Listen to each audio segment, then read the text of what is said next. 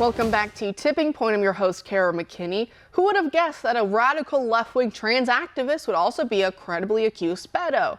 Isn't that just right-wing fear-mongering and bigotry? No, it turns out our fears are justified once again, because Kendall Stevens of Philadelphia was arrested this week on charges that he, because yes, this is a man pretending to be a woman, raped two young boys under the age of 13. His bail's been set at $250,000, and his first court appearance is scheduled for December 29th. Interesting how just a month or two ago, he was on local news being interviewed about the tragic death, he says, of his close friend and fellow left-wing LGBTQ activist, Josh Kruger. The 39-year-old was shot dead inside his Philadelphia home back in October. But the suspect in this case is 19-year-old Robert Davis, who gave authorities text messages and other evidence which he claims shows that Kruger had been supplying him with drugs and sexually abusing him since he was a 15-year-old minor in need of help from social workers. Birds of a feather flock together. Here's Stevens singing Kruger's praises. He was able to use his platform as a journalist to advocate on the behalf of those who are often rendered voiceless and invisible. And not many of us are able to exercise platforms where we're able to speak truth to power. And he was able to speak for those of us that just could not do so. So to lose that connection to the public, to lose that connection to politicians, that is a devastating blow to our community. And he could not be replaced. Well, thanks for everything you do, too. Thank you.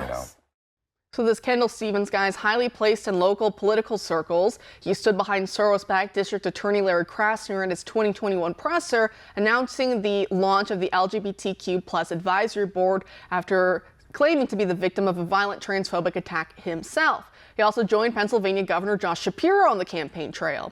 Stevens also appears to have attended a gala for the gay activist organization, the Human Rights Campaign, and did this bizarre voguing dance popular in gay, trans, and drag queen circles.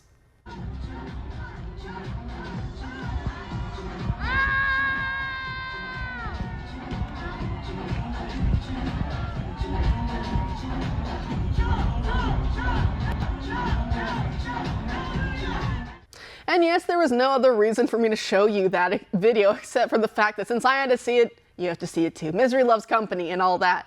And speaking of seeing things that you don't want to see that will burn out your retinas, remember that Democrat staffer fired a few days ago from Maryland Senator Ben Cardin's office for allegedly filming and then uploading a gay porno he filmed with another man naked with only some leather straps on inside of a Senate hearing room?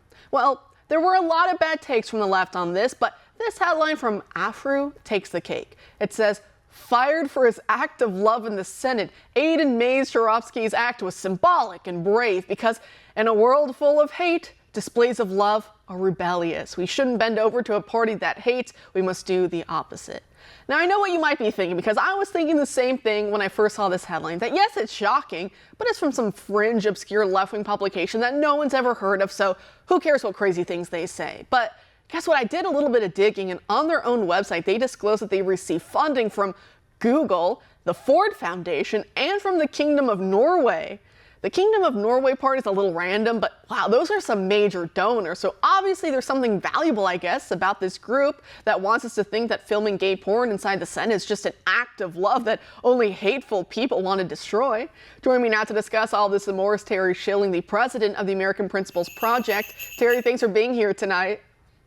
Thanks for having me, Kara. Great. So kind of amazing, right, that this left-wing group, Afru or whatever, that gets money from Google and the Ford Foundation, I guess Norway's kingdom, wants us to think that poor little Aiden, the Democrat staffer, he's the real victim here. And he's being persecuted for daring to love. Why do you hate love so much, Terry? These people are incorrigible. I don't have words for this, but how about you?